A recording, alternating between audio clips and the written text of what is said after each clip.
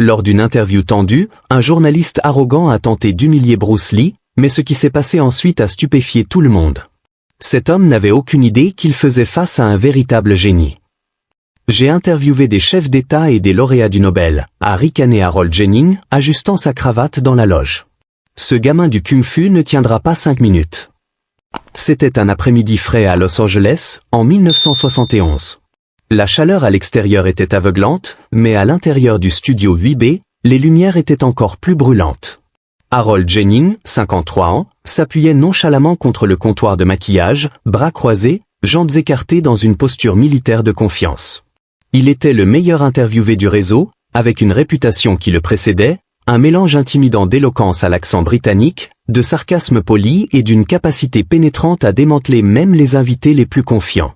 3 décennies à la télévision avaient gravé ses traits en un rictus permanent, et aujourd'hui, il pensait que cela ne serait pas différent. Il ferait vite de ce personnage de Bruce Lee, juste un autre artiste martial qui avait goûté à la célébrité et surfait dessus avec des coups de pied flashy et des contrats de cinéma. Harold ne voulait même pas faire l'interview au départ, mais quand le studio lui a dit que la popularité de Bruce montait en flèche, il a accepté à contre-cœur. La jeune assistante réalisatrice, Mélanie, à peine dans la vingtaine, essayait de stabiliser son porte-bloc. Elle jeta un coup d'œil à Bruce Lee, qui se tenait à quelques mètres, s'étirant silencieusement les bras. Il avait 30 ans, portait un costume gris modeste et des mocassins noirs. Calme, composé, imperturbable. J'ai entendu dire qu'il a entraîné Steve McQueen et James Coburn, murmura-t-elle au caméraman, Joe. Ouais, répondit Joe. Mais Harold pense qu'il n'est qu'un cascadeur avec une bonne communication. 10 minutes avant la diffusion en direct, Harold s'approcha avec un sourire narquois. Alors, dit-il en gesticulant d'une main, j'ai entendu que vous êtes l'homme qui peut casser des planches avec ses doigts. Vous prévoyez de fracasser la table basse si je pose une question trop profonde? Bruce sourit poliment. Je préfère la conversation à la confrontation. Oh, rit Harold. Spirituel aussi. Ça va être amusant. Alors qu'Harold s'éloignait, Mélanie regarda Bruce et chuchota, ne faites pas attention à lui. Il aime juste provoquer. Je ne suis pas un ours, répondit doucement Bruce. Je suis l'eau. Mélanie fit une pause, ne comprenant pas tout à fait, mais quelque chose dans la manière dont Bruce l'avait dit la fit frissonner. Derrière le rideau, le signal en direct s'alluma. Une foule d'environ 40 personnes était assise en silence. La musique joua et la voix de l'autre résonna. Bienvenue à Evening Reflection, où nous allons derrière les gros titres. Je suis Harold Jennings. Ce soir, je suis rejoint par une star internationale de l'action et maître des arts martiaux, Monsieur Bruce Lee. Les applaudissements remplirent la salle. Bruce monta sur le tapis, s'inclina légèrement vers le public et prit place. Les yeux d'Harold pétillèrent, sentant une opportunité. Monsieur Lee, dit-il, vous avez ébloui les spectateurs avec des coups de pied hauts et des scènes de combat torse nu, mais parlons de substance. Pouvez-vous offrir quelque chose de plus profond que le prochain film d'action? Mélanie releva les yeux de son porte-bloc. L'attaque avait commencé. Bruce ne tressaillit pas. Si quoi que ce soit, il semblait paisible. Il ajusta le bouton de sa veste et répondit sans ciller. Ce n'est pas combattre, c'est apprendre, dit-il. Combattre, c'est vaincre quelqu'un d'autre. Les arts martiaux, c'est vaincre les limites en soi-même. Le public murmura. Quelques hochements de tête, quelques regards curieux. Harold rit avec dédain. Poétique. Je vous l'accorde. Mais quand vous faites basculer quelqu'un par-dessus votre épaule, pensez-vous aux limites ou à la chorégraphie? Bruce fit une pause, pensif, comme s'il offrait à Harold la dignité du silence avant de le corriger. Je pense à l'équilibre, au flux, au timing. Pas pour avoir l'air bien, mais pour exprimer quelque chose de véridique à travers le mouvement. Vous faites sonner ça comme une danse, lança Harold. Ça peut l'être, répondit Bruce. Mais c'est aussi la survie, et la survie est la chose la plus honnête qui soit. Une tension subtile envahit la pièce. Le public se pencha en avant. Le personnel en coulisses, Joe, Mélanie, même le technicien lumière, regardait maintenant plus qu'il ne travaillait. Puis vint le prochain coup d'Harold. Vous avez dit auparavant que l'objectif est d'être comme l'eau. Ça sonne bien dans un biscuit chinois, mais qu'est-ce que ça signifie vraiment? Bruce se tourna légèrement, rencontrant les yeux d'Harold pour la première fois sans ce voile poli. L'eau s'adapte, dit-il. Vous la versez dans une tasse, elle devient la tasse. Vous la versez dans une théière, elle devient la théière. L'eau est humble mais assez forte pour user les montagnes. Un silence stupéfait suivit. Même Harold cligna des yeux, ne s'attendant pas à une métaphore aussi vivante. C'est très philosophique pour quelqu'un connu pour frapper à travers les murs, marmonna Harold, essayant de reprendre pied. Bruce s'adossa, toujours calme. C'est parce que vous ne voyez que le coup. Vous n'avez pas vu les années de discipline silencieuse derrière. En coulisses, Mélanie griffonna cette citation sur son carnet, la soulignant 2 fois. Elle ne savait pas encore pourquoi, mais ça semblait important. Tentant de se ressaisir, Harold changea à nouveau. D'accord, soit. Mais les arts martiaux ne sont-ils pas intrinsèquement violents? Vous parlez de discipline, mais au bout du compte, c'est du combat. L'expression de Bruce ne changea pas. La violence est un pouvoir mal utilisé. Les arts martiaux enseignent le contrôle sur votre corps, votre ego et votre instinct de réaction. La mâchoire d'Harold se serra. La conversation ne se déroulait pas comme il l'avait prévu. Bruce n'était pas juste calme. Il renversait subtilement la situation. Sans élever la voix, sans transpirer, il démantelait doucement toute l'approche d'Harold. Se rendant compte qu'il devait pousser plus fort, Harold tenta à nouveau. Mais soyons honnêtes, vous êtes à Hollywood maintenant. Vous encaissez des chèques. Toute cette philosophie n'est-elle pas juste du marketing pour rendre la violence noble? Le sourire de Bruce revint. Mais cette fois, il était différent. Plus tranchant. Si je voulais vendre de la violence, je ne citerais pas la Aussie. Je vendrais des gants. Des rires éclatèrent dans le public.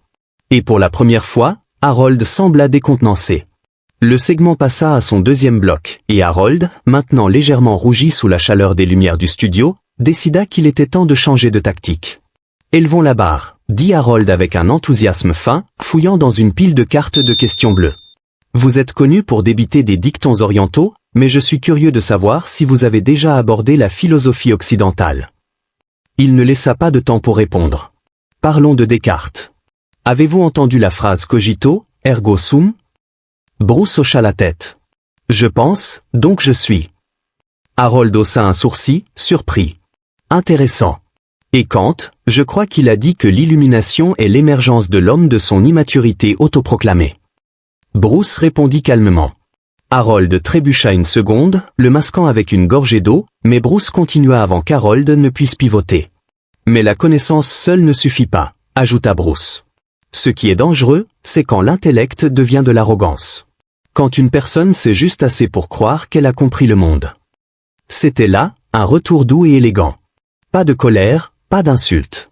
Mais tout le monde dans la pièce, l'équipe, les producteurs, même les spectateurs, ressentit la puissance des mots de Bruce, même Harold.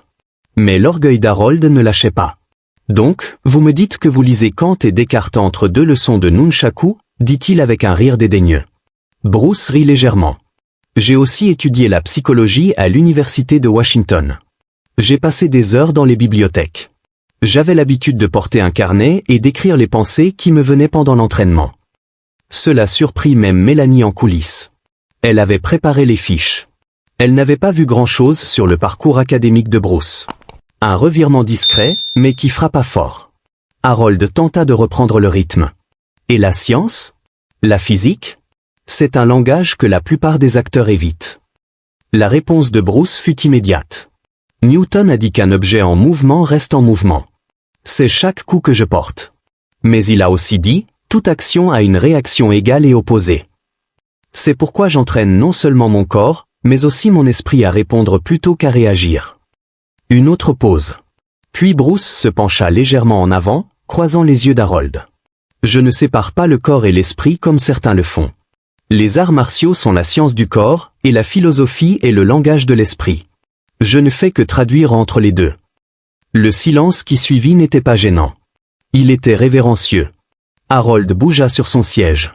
Ses questions s'étaient transformées en petits bois, et les réponses de Bruce allumaient un feu dans la pièce. Pas d'agressivité, juste une intelligence calme qui coupait plus fort que n'importe quelle lame. Derrière la caméra, Joe donna un coup de coude à Mélanie. Ce n'est plus une interview. C'est une leçon sur la gestion de la pression et de l'agression, ajouta-t-il un instant plus tard avec un clin d'œil. Mélanie hocha la tête, griffonnant une autre citation. Bruce parlait maintenant non seulement en tant qu'artiste martial, mais en tant qu'homme qui avait affronté la discrimination, le rejet et l'échec. Je suis né à San Francisco, dit-il. Élevé à Hong Kong. Puis je suis revenu ici dans un pays qui ne savait pas trop quoi faire de quelqu'un comme moi. Harold leva les yeux. La mention de la race le fit geler une fraction de seconde. Je n'étais pas assez blanc pour être le héros, continua Bruce.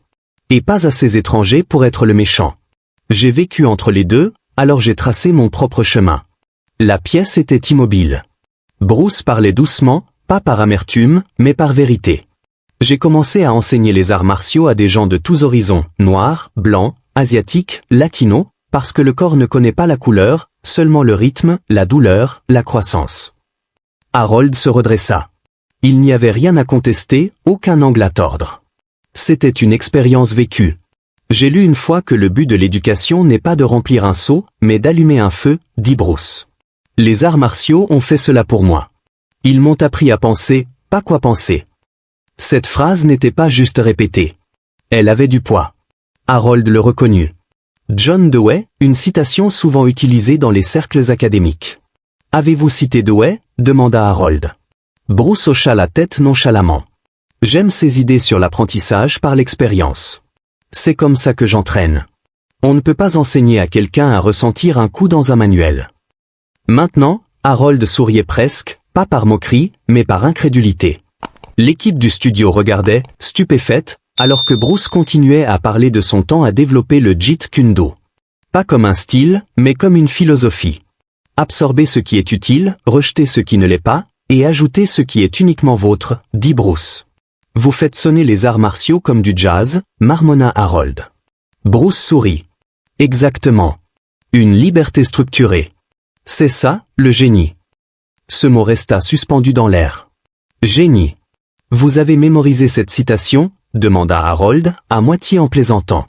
Bruce répondit calmement, non, je l'ai écrite. Le silence fut assourdissant. Ce seul moment brisa quelque chose à l'intérieur d'Harold Jennings. Pour la première fois en décennies à l'antenne, il ne savait pas quoi dire ensuite. Harold jeta un coup d'œil vers la régie. Même les producteurs semblaient figés. La lumière rouge, en direct, clignotait alors que le monde regardait Harold enfin à court de mouvement. Vous l'avez écrite, dit-il à nouveau, doucement cette fois. Bruce hocha lentement la tête. Je l'ai écrite après avoir vu un étudiant lutter avec l'équilibre. Il essayait toujours d'imiter les autres. Alors je lui ai dit, absorbez ce qui est utile, rejetez ce qui ne l'est pas, et ajoutez ce qui est uniquement vôtre. La gorge d'Harold se serra. Cette citation avait été imprimée sur un pamphlet qu'un collègue lui avait montré 2 semaines plus tôt. Il en avait ri alors, la qualifiant de poésie orientale pour les spirituellement confus. Maintenant, assis là, il réalisait l'ironie. Je pense, dit Harold prudemment, que la plupart des gens voient votre corps avant d'entendre votre esprit. C'est pourquoi je parle doucement, répondit Bruce. Pour m'assurer qu'ils écoutent vraiment. Un autre moment de silence passa, mais celui-ci n'était pas gênant. Il était mérité. Il était respectueux. La foule, silencieuse tout au long, commença enfin à bouger. Quelques applaudissements subtils commencèrent, d'abord au fond, puis se répandirent doucement. Pas des applaudissements pour le divertissement, mais pour la vérité. Harold tapota son stylo à nouveau, cette fois, pas par arrogance, mais pour traiter le changement qui se produisait devant lui. Il tendit la main pour une dernière carte dans la pile qu'il avait presque jetée plus tôt. Une balle courbe qu'il avait prévue pour déstabiliser Bruce. Vous avez dit une fois, lut Harold, que se connaître soi-même, c'est s'étudier en action avec une autre personne. Qu'est-ce que cela signifie exactement? Les yeux de Bruce ne vacillèrent pas. Cela signifie que vous ne découvrez pas qui vous êtes en restant seul dans le silence. Vous le découvrez dans le conflit, dans l'amour, dans la conversation. Nous sommes révélés à travers la connexion. Et maintenant, demanda Harold doucement. Qu'est-ce qui est révélé? Bruce sourit. Juste assez. Que la vérité est rarement bruyante. Et que l'humilité est souvent mal interprétée comme une faiblesse. C'était tout. Le moment où Harold comprit enfin. Bruce Lee était un génie, et il l'avait presque manqué. Pas parce que Bruce le cachait, mais parce qu'Harold n'avait pas regardé assez attentivement. L'interview se termina non pas avec un crescendo bruyant ou un signal musical dramatique, mais avec une inclinaison. Bruce se leva, s'inclina légèrement vers Harold et le public. Harold, brisant toutes les normes de ses sorties habituellement alimentées par l'ego, se leva également et s'inclina en retour. Ce n'était pas prévu, mais c'était réel. La lumière rouge, en direct, s'éteignit. Et juste comme ça, le moment était fini, mais personne dans la pièce n'était tout à fait le même. Bruce rassembla tranquillement sa veste à l'arrière du plateau pendant que Mélanie s'approchait, tenant toujours son carnet griffonné. « Je n'ai jamais, je veux dire, bégaya-t-elle. « Merci. C'était autre chose. » Bruce sourit. « Pas besoin de me remercier. » Harold resta près du bureau, tenant toujours la dernière carte. Elle semblait maintenant puérile, inutile. Il la plia en deux et la posa sur la table. En coulisses, il rattrapa Bruce juste au moment où il partait. « Monsieur Lee, dit-il. » Sa voix n'avait plus son tranchant familier. « Puis-je dire quelque chose ?» Bruce se tourna. « Je suis venu ici aujourd'hui prêt à démolir un mythe, admit Harold. Mais vous n'en avez pas construit un. Vous avez construit un pont entre la force et la pensée, entre l'Est et l'Ouest, entre l'homme et l'esprit. » Bruce n'offrit aucune suffisance, juste un doux sourire. « Alors j'ai fait mon travail. »« Je vous ai sous-estimé, » ajouta Harold. « J'y suis habitué, » répondit Bruce sans amertume. « Mais maintenant, vous n'avez plus à l'être. » Ils se serrèrent la main. Cette nuit-là, Harold Jennings fit quelque chose qu'il n'avait pas fait depuis plus d'une décennie. Il réécrivit sa chronique 3 fois. Le titre original était « L'homme musclé d'Hollywood parle philosophie ». Plus ou moins. Au lieu de cela, il le changea en « Un journaliste arrogant tente d'humilier Bruce Lee. N'a aucune idée qu'il est un génie ». L'article fut publié dans des dizaines de journaux. Les lettres affluèrent. Enseignants, professeurs, artistes martiaux, étudiants, des gens qui n'avaient même jamais vu les films de Bruce Lee, mais achetaient maintenant ses livres, citaient ses phrases et partageaient des extraits de l'interview. Quelques mois plus tard, Bruce décéderait de manière inattendue. Jeune, brillant, et bien en avance sur son temps. Mais les échos de cette interview continuèrent à résonner dans les salles de classe, les studios et les cœurs à travers le monde. Et Harold, il conserva l'enregistrement de l'interview dans son bureau. Chaque fois que quelqu'un lui demandait quelle était son interview la plus difficile, il ne disait rien. Il appuyait simplement sur lecture. Des années plus tard, sur son lit de mort, Harold dit à son petit-fils, « Souviens-toi de ce nom, Bruce Lee.